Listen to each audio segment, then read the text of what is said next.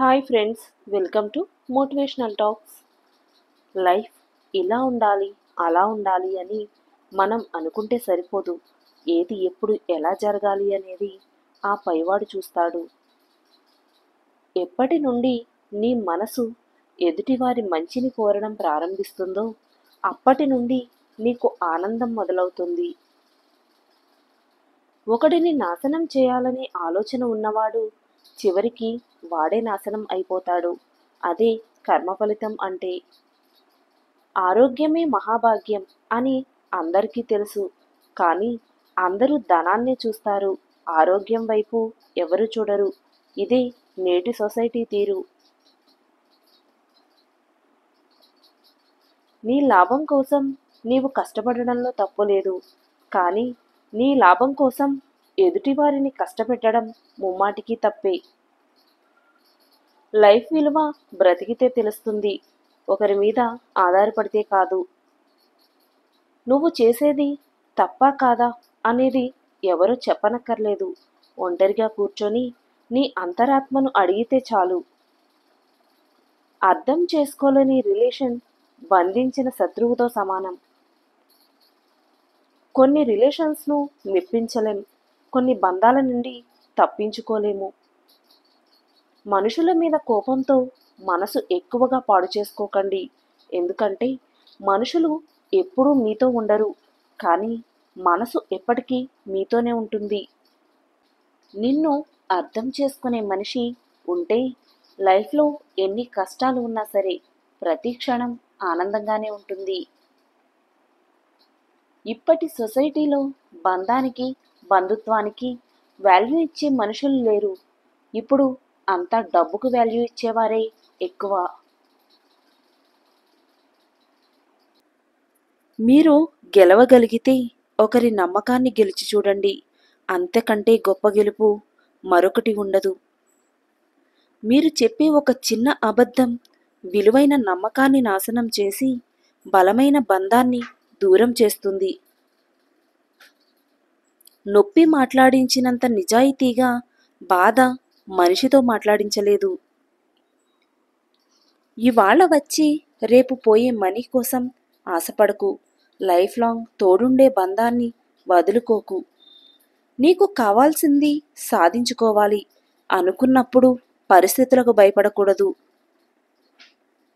నీతో మాట్లాడడం తగ్గిస్తున్నారంటే నిన్ను దూరం పెట్టడానికి చూస్తున్నారని అర్థం. మీరు పోగొట్టుకున్న దాన్ని తిరిగి తెచ్చుకోవడం ఎంత ముఖ్యమో మీకు ఉన్నదాన్ని కాపాడుకోవడం కూడా అంతకంటే ఎక్కువ ముఖ్యం. మనిషికి ఉండే పేద బలహీనత ఏంటంటే ఏదో ఒకరోజు తెగిపోతుందని తెలిసి కూడా తెంచుకోలేనంతగా రిలేషన్ని పెంచుకోవటం. మనం లైఫ్లో కొందరిని ఎంత దూరం పెడితే అంత మంచిది. లేకపోతే మన మంచితనాన్ని కూడా చేతకానితనంలా చూస్తారు. మీరు లైఫ్లో ఎదగాలంటే మీ తప్పులను సరిదిద్దుకోండి. ఎదుటివారిని కోపగించుకోకండి, శాంతం వహించండి. మీ మౌనం మాటని మాత్రమే చంపుతుంది, కానీ అబద్ధం వ్యక్తిత్వాన్ని చంపుతుంది. మీరు మూర్ఖులకు ఎంత తక్కువగా స్పందిస్తే మీ లైఫ్ అంత ప్రశాంతంగా ఉంటుంది. మీరు సహాయం కోసం ఎదురు చూడకండి, మీరే సహాయం చేసే స్థాయికి ఎదగడానికి ప్రయత్నించండి. మీరు కావాలనుకున్నప్పుడు ఏదీ రాదు, మీరు రావాలని రాసిపెట్టింది ఏదీ ఆగదు. రాలేదని కృంగిపోకండి, వచ్చిందని పొంగిపోకండి. జరిగేవన్నీ కర్మలో భాగమే, కానీ జరిపించేదంతా ఆ దేవుడు అని తెలుసుకోండి. ధనాన్ని అనేక విధాలుగా సంపాదించవచ్చు, కానీ పోగొట్టుకున్న గౌరవాన్ని ఏ విధంగానూ సంపాదించలేము. సొసైటీ దృష్టిలో గొప్పగా కనపడకపోయినా పర్వాలేదు, కానీ మనస్సాక్షి ముందు గర్వంగా తలెత్తుకొని బ్రతికేలా నీవు ఉంటే నువ్వు పరిపూర్ణమైన లైఫ్ని గడిపినట్టే. పడిలేచిన వాళ్లతో పందెం చాలా ప్రమాదకరం. నీ ఒంటి మీద ఉన్న గోల్డ్ కంటే నీ పక్కన ఉన్న మంచి స్నేహితుడి వలనే నీకు విలువ పెరుగుతుంది.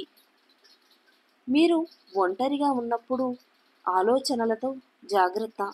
మీరు నలుగురితో ఉన్నప్పుడు మాటలతో జాగ్రత్త. నీకు సంతోషాన్ని అందరూ ఇస్తారు, కానీ బాధను నువ్వు బాగా నమ్మిన వాళ్ళే ఇస్తారు. మీరు ఆటలో గెలవాలంటే పోటీదారులందరినీ ఓడించాలి, కానీ లైఫ్లో మీరు గెలవాలంటే మీ తోటి వారందరినీ ప్రేమించాలి. మనశ్శాంతి అనేది నీ దగ్గర ఉన్న డబ్బుతో రాదు, నీ మనసుకు నచ్చిన వారు నీతో మనసారా మాట్లాడితే వస్తుంది. మంచి వ్యక్తిలా ఉండు, కానీ దాన్ని నిరూపించుకోవడానికి టైం వృధా చేయకు. ఉన్నవాళ్ళు లోపల అడుక్కుంటారు, లేనివాళ్ళు బయట అడుక్కుంటారు.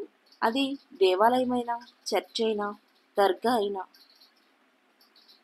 మీ ఆకలి తీరాక అన్నాన్ని, అవసరం తీరాక మనిషిని అలుసుగా చూడొద్దు.